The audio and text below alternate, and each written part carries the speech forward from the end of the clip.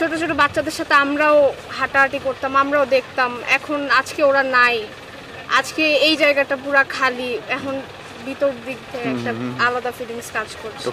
Actually আমরা group করে শিক্ষকরা বিভিন্ন স্টুডেন্টদের বাসায় গেছি, অভিভাবকদের সাথে কথা বলেছি এবং তাদের মানসিক অবস্থাটা আমরা জাজ করেছি। আজকে জাস্ট আমরা তাদের কনসার্ন নিয়েছি।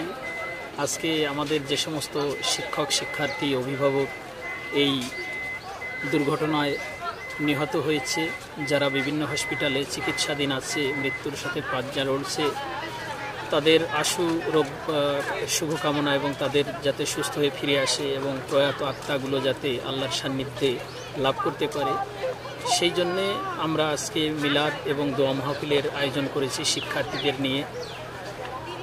এটাই ছিল আমাদের আজকের কার্যক্রম।